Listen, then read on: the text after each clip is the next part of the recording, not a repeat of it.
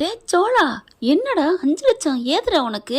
அது இருக்கட்டும் அண்ணா, சேரணண்ணா உனக்கு ஏது 5 லட்சம்?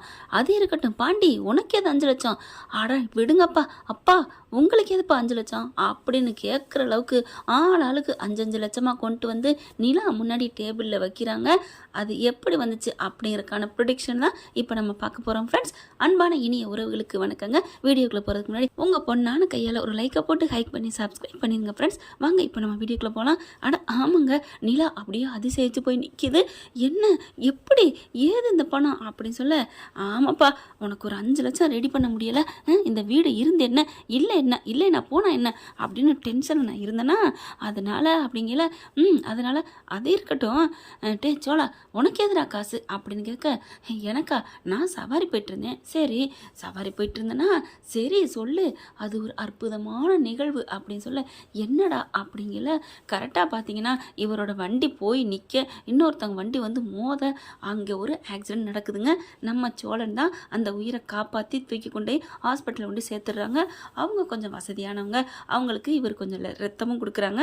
அதாவது அவங்களுக்கு ஏற்ற வேண்டிய ரத்தத்தை வேறு இடத்துல தான் வாங்குவாங்க, ஆனாலும் கொடுக்கணும் இல்லையா, பதிலுக்கு நம்ம சோழன் கொடுக்குறாங்க.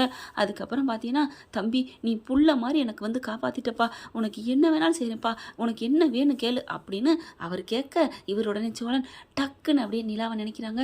எனக்கு என்ன வேணும், என் பொண்டாட்டிக்கு ஒரு தொழில் பண்ணணும், அதுக்கு பணம் வேணும், எவ்வளோப்பா வேணும், எத்தனை வேணும், எத்தனை லட்சம் வேணும், 10 லட்சமா 50 லட்சமா, அவ்வளோலாம் தேவையில்லைங்க, எனக்கு 5 லட்சம் போதும். என்னப்பா இந்த காலத்தில் இப்படி ஒரு பிள்ளையா இருக்க, ஏன் சார், ஏன் ஏன் இப்படி கேட்குறீங்க அப்படின்னு சோழன் கேட்க, இல்லைப்பா உனக்கு 50 லட்சம் வேணுமா, எவ்வளோ வேணும்னு கேட்குறேன், ஏன்னா என் பொண்டாட்டியோட உயிருக்கு மதிப்பே இல்லை, அதனால் விலை மதிப்பே இல்லை, அதனால தான் கேட்குறேன் அப்படின்னு சொல்ல, ஆனால் நீ என்னடனா 5 லட்சம் போதுங்கிறியப்பா, இதே இடத்துல நான் இருந்தால் கூட எனக்கு 10 லட்சம் கொடு, 50 லட்சம் கொடுன்னு நான் கேட்டிருப்பேன். சார் காசை வச்சு என்ன சார் பண்ண போகிறோம், அளவுக்கு மேலே வச்சுக்கிட்டு போதும் சார், நான் உழைக்கிறேன் சாப்பிட்றேன், இது கூட என் ஒய்ஃபுக்காக தான், பாவம் அவள் ரொம்ப நல்லா படிச்சிருக்கா, அவள் கோடீஸ்வரர் விட்டு பொண்ணு தெரியுமா, நான் கல்யாணம் பண்ணேங்கிறக்காண்டி என் வீட்டில் வந்து இருந்துகிட்ருக்கா, கஷ்டப்படுறாளா இல்லையான்னு சொல்ல முடியாது, ஆனால் நாங்கள் கண்ணுக்குள்ள வச்சு பார்த்துக்குறோம், அவள் ஆசையை நான் நிறைவேற்றணும், அதுதான் இந்த சோழனோட இந்த பிறவியோட பலனே அப்படின்னு சொல்ல, சே சூப்பர்யா, உன் பொண்டாட்டி உண்மையில கொடுத்து வச்சவையா, உங்களை விடவா, உங்கள் ஒய்ஃபை விடவா, ஏன் என்னப்பா சொல்கிற, ஆமாம் என் பொண்டாட்டியை காப்பாற்றிட்டேன்னு எனக்காக என்ன வேணாலும் செய்கிறேன்னு சொல்கிறீங்களா, அதை விடவா சார், என்கிட்ட பணம் இருக்குது நான் சொல்கிறேன்ப்பா, ஆனால் உங்ககிட்ட மனசு இருக்குப்பா அப்படின்னு சொல்லிட்டு 5 லட்சத்தை தூக்கி உடனே கொடுக்குறாங்க.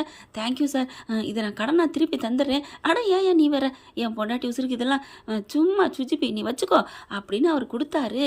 இல்லை இல்லை, நான் கண்டிப்பாக கடன் தான், எனக்கு வேணாம் சார், அப்புறம் நான் உதவி பண்ணதுக்கு புண்ணியமே பிரயோஜனமே இல்லாமல் போயிடும், நான் வந்து ஆண்டவனோட புண்ணியத்துக்காக நான் இதெல்லாம் செஞ்சேன், கண்டிப்பாக உங்கள் 5 லட்சத்தை திருப்பி தந்துடுவேன் அப்படின்னு சொல்லிட்டு உங்கள் விசிட்டிங் கார்டு கொடுங்க அப்படின்னு வாங்கிக்கிறாரு சோழன்.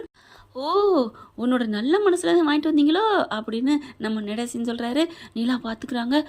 அப்போ நல்ல பிள்ளையான்னு பேர் எடுத்துகிட்டு வந்திருக்கியா, இந்த காசு நல்ல வழியில் வந்த காசா, என்ன நீலா, நான் அப்போ உனக்கு நீ தொழில் பண்ண போகிற, நான் வந்து நீங்கள் நல்லா இருக்கணும்னு தான் நினைப்பேன் அப்படின்னு சோழன் சொல்கிறாரு.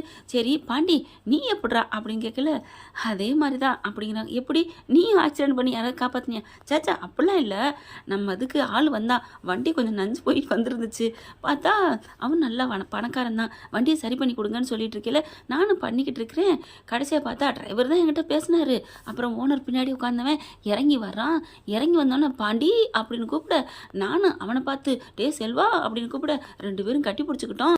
எப்படா எங்கேடா கட்டிப்பிடிச்சிட்டே, டே நான் சின்ன பிள்ளையில படிச்சிருக்கேன்டா, நானும் அவன் தான்டா ஒன்றா படிச்சிருக்கோம், படிக்கையில் அவனுக்கு நான் நிறைய உதவி பண்ணியிருக்கேன்டா, அதில் அவனுக்கு ரொம்ப பிடிக்கும் என்னையும் அவனும், நாங்கள் 2 பேரும் திக் ஃப்ரெண்டு, அவன் ஃபாரின்லாம் போயிட்டான், பெரிய பெரிய பணக்காரன், பெரிய ஊருக்கெலாம் போயிட்டு வந்தான், இப்போ தான் நாங்கள் சந்திச்சுக்கிட்டோம், அப்போ தான் என்னை பார்த்தான், ஏன்டா மெக்கானிக் ஷாப்பில் சின்னதாக வச்சுக்கிட்டு இருக்க, பெருசாக ஓப்பன் பண்ண வேண்டியதானே அப்படிலாம் கேட்டான். அட பணங்காசி எது, நான் இங்கே போகிறது அப்படின்னு சொன்னேன்.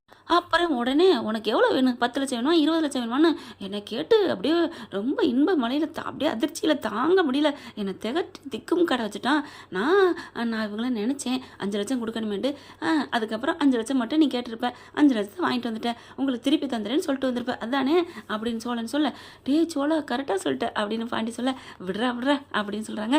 அதுக்கப்புறம் பாண்டி அந்த பணம் தான் இந்த பணம் அப்படின்னு சொல்ல, ஓகே சேரணண்ணா நீங்கள் அது வந்து அப்படிங்கல, என்னடா ஒரு மாதிரியா முழிக்கிற அப்படின்னு அவங்க அப்பா கேட்க, ஐயோ அப்பெல்லாம் ஒன்றும் இல்லைப்பா, இது நல்ல விதமாக தான் நான் வீடு கட்டிகிட்டு இருக்கேன்ல அந்த ஓனரு என்னடா அந்த காசு கொடுத்து வீடெல்லாம் கட்ட வேணாம்னு சொல்லிட்டாரா. ஐயோ சோழன் சும்மா இருடா அப்படின்னு சொல்லிட்டு நீ சொல்லு அப்படின்னு சொல்ல உடனே சேரன் சொல்கிறாரு, இல்லைப்பா அங்கே அவர் கட்டுறவர் இன்னும் 2-3 வீடு கட்டணும்னு சொன்னார், அதுக்கு அட்வான்ஸாக உனக்கு எவ்வளோ வேணுமா அப்படின்னு கேட்டார்.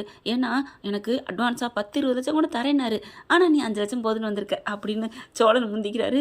டே இருடா, நான் 5 லட்சம் போதுன்னு சொன்னேன், அப்போவும் நடந்ததெல்லாம் சொன்னேன். என்னப்பா ஒரு தொழில் தொடங்குறதுக்காக உனக்காக கூட கேட்கல, உன் தம்பி பொண்டாட்டிக்காக கேட்குற, நீ நல்ல மனுஷையா அப்படின்னு சொல்லி கொடுத்தாங்க. ஆனால் நான் திருப்பி தரேன்னு சொல்லியிருக்க மாட்டேன், ஏன்னா உழைச்சி கட்ட போறியே. ஆமாம் முன்னாடியே வாங்கியிருக்கேன் அவ்வளோதான் அப்படின்னு சொல்லிட்டு இந்தப்பா என் பணத்தை எடுத்துக்கோ. சோழன் உடனே என் பணத்தை எடுத்துக்கோ, பாண்டி உடனே என் பணத்தை எடுத்துக்கோ அப்படின்னு ஆளுக்கு சொல்ல நீலா அப்படியே ஓன்னு அழுகுறாங்க.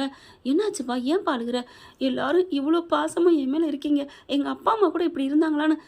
அப்படிலாம் சொல்லாதப்பா, உங்கள் அப்பா அம்மா மேலே பாசம்தான், உங்கள் அப்பா அம்மா எல்லாருமே அப்படின்னு சோழன் சொல்ல நான் அதை சொல்லவில்லை, என் மேலே பாசமாக இருக்காங்கன்னா அவங்க புள்ள அதனால் இருக்காங்க, நீங்கள்லாம் ஐயோ அப்படின்னு சொல்லி அழுகுறாங்க. ஐயோ அழுகாதீங்க போங்க என் மேலே இப்படி பாசமாக இருக்கீங்க, நான் எப்படி இந்த வீட்டை விட்டு போவேன் அப்படிங்கல. அப்புறம் என்னம்மா நினைக்கிறேன், நீ போகத்தானே ஆசைப்படுற. இல்லை நான் போகப்படலாம் ஆசைப்படலை, என்னம்மா சொல்கிறேன், அதான் எப்படி போகிறதுன்னு தெரியலையே, அப்போ இந்த வீட்டில் இருக்கணும்னா எப்படி இவன் கூட குப்பை கொட்டுறதுன்னு தெரியலையே அப்படின்னு. என்னம்மா நீலா சொன்னேன், ஐயோ சொல்லிட்டேனா அப்படின்னு டக்குன்னு பார்க்குறாங்க. சரி நம்ம உடனே டைவர்ட் பண்ணணும் அப்படின்ட்டு நீங்களாம் கொடுத்துட்டீங்க, ஓகே. அப்பா மாமா அங்கிள் நீங்கள் எப்படி அப்படி சொல்ல அதுதான் ஒரு ட்விஸ்ட்டு, இதெல்லாம் மற்றவங்ககிட்ட காசை இவங்க வாங்கிட்டு வந்திருக்காங்க, ஆனால் இது நம்மோட்டு காசு அப்படின்னு சொல்கிறாங்க. என்ன இடத்த அடகு வச்சிட்டிங்களா, அதெல்லாம் இல்லைடா அப்படின்னு சொல்லிட்டு பணத்தை நான் எப்படி ஏற்பாடு பண்ணேன் தெரியுமா அப்படின்னு சொல்லிட்டு இதோ இப்படி தான் அப்படின்னு சொல்லிட்டு பார்த்தா முடிச்சு அவுத்து காமிக்கிறாரு. அப்படியே வெறும் நகையாக இருக்குது, இதுலேருந்து ஒரு 2 நகை தான்டா கொண்டே வச்சேன், உடனே 5 லட்சம் கொடுத்துட்டாங்க, ஏன்னா நகையோட விலை அதிகமாமே அப்படின்னு சொன்னோன்னே என்னப்பா ஏதுப்பா இம்புடு நகை எங்கேப்பா வச்சுருந்த எனக்கே தெரியாமல் அப்படின்னு சொல்ல வச்சுருந்த இடம் தானே வா அப்படின்னு சொல்லிட்டு கட்டிலுக்கு போகிறாங்க. எல்லாரும் போகிறாங்க. எங்கே போகிறாரு வெளியில் அப்படின்னு ஓடி வர்றாங்க. பார்த்தா அவர் தலகாணி இருக்குங்க, தலகாணிக்குள்ளார 3 உரை இருக்குங்க, அதுக்குள்ளே அவர் பொட்டணமாக முடிச்சு வச்சு அதுக்கு மேலே 2 துணியை மூடி அதுக்கு மேலே 2 துண்டை மூடி அதுக்கு மேலே ஒரு உரையை வச்சு நூல் வச்சு தச்சிருக்காரு, அதுக்கு மேலே 2 கவரை போட்டிருக்காரு. அப்பா என்னப்பா இது, ஆமாடா இந்த தலகாணி பிஞ்சு போய் ஏன்னா தானே இருக்கும், ஒரு நல்ல உரை கூட போட மாட்டேன், நான் புதுசாக நல்ல உரை போடுனா கூட யாராவது வந்தாங்கன்னா நல்ல தலகாணி உரைக்குன்னு தூக்கிட்டு போயிடுவேன்ட்டு இப்படி பிஞ்சு கிடந்தாத்தேன் யாரும் எடுக்க மாட்டேன்னு சொல்லுவேன். அது இதுக்கு தானாப்பா, ஆமாடா என்னப்பா சொல்கிற, அதுதான் இந்த கட்டில் பக்கம் எங்களை யாரையுமே வரவிட மாட்டியா. ஆமாம் எப்படிப்பா உனக்கு நினப்பு வந்துச்சு, அட ஏன்டா கேட்குற, இது எல்லாமே உங்கள் அம்மா விட்டு நகைடா, நான் முன்னாடியே வச்சுருந்தேன், வீட்டுக்குள்ளே வைக்க எங்கேயுமே வைக்க எனக்கு இஷ்டம் இல்லை, அதனால ஒரு ஐடியா பண்ணேன், சும்மா இப்படி குப்பையாக கிடந்துச்சுன்னா தலகாணி சும்மா தானே கிடக்கு, யாரும் இதை தொடவும் மாட்டாங்க, இதில் வெறும் என் மூக்கு பொடி அது இதுன்னு தடவி வச்சுருக்கேன், எவனும் கண்டுக்க மாட்டாங்க. ஆமாம் அதான் நான்கிட்டே வரமாட்டேன், டே இன்னும்மா அப்படி சொல்கிற அப்படின்னு சேரன்னு சொல்ல ஐயோ இனி சொல்ல மாட்டேன் அப்படின்னு சொல்ல அப்புறம் இந்த இதை நான் யோசிச்சுக்கிட்டு உட்காந்துக்கிட்டு என் மருமகளுக்கு ஒன்றும் செய்ய முடியலையே, இவ்வளோ பெரிய வீடு இருந்தும் ஒரு 5 லட்சம் கொடுக்க முடியலேன்ட்டு நான் அந்த தலகாணியை ஒரு குத்துனேன், பார்த்தா நகையை பார்த்தோன்னே ஞாபகம் வந்துச்சு, ஆமாம் மருமகளுக்கு கையில் வெண்ணெயை வச்சுட்டு நெய் கலையிறதா அப்படின்ட்டு நகையை கொண்டு வச்சேன், அப்படியே வாங்கிட்டு வந்துட்டோம்ல, மீதி நகை அந்த இருக்குது 4 பேர் ஷேர் பண்ணி எடுத்துக்கங்கடா அப்படின்னு கொடுக்குறாங்க. அங்கிள் அப்படிங்கிறாங்க, ஐயோ அப்படின்னு அழுகுறாங்க. அம்மா மறுபடியும் ஏமா அழுகுற, 4 பேர் என்னையவே நினச்சிட்டு இருக்கீங்களே, உங்களுக்காக நான் என்ன வேணாலும் செய்யலாம் அப்படின்னு சொல்ல, அம்மா நீ அழுகுற நிறுத்துமா, அதுவே எனக்கு போதுமா அப்படிங்கிறாரு நடேசன். அவ்வளோ சந்தோஷமாக இருக்காங்க. அதுக்கப்புறம் டே உங்கள் பணம் பூராத்தையும் அவங்ககிட்ட உரியவங்ககிட்ட கொண்டே கொடுங்கடா, ஏன்பா நமக்கு தான் இது இருக்கேடா, அதெல்லாம் சும்மா எனாம தானே கடனாக தானே வாங்கிட்டு வந்தீங்க அப்படி சொல்ல ஓகே, ஆனால் நான் கொடுக்க மாட்டேன், என் பொண்டாட்டிக்காக நான் கஷ்டப்பட்டு என்னது கஷ்டப்பட்டியா என்ன மூட சுமந்தீங்களா அப்படின்னு சொல்லிட்டு பம்புக்கு போகிறாரு பாண்டி. டே விட்றா அப்படின்னு சொல்லிட்டு செல்லமாக அடிச்சுக்கிறாங்க. என்ன ஃப்ரெண்ட் இப்படி போனால் நல்லா தானே இருக்கும், பார்க்கலாம் ஃப்ரெண்ட் எப்படி நடக்க போகுதுன்னு. தேங்க்யூ.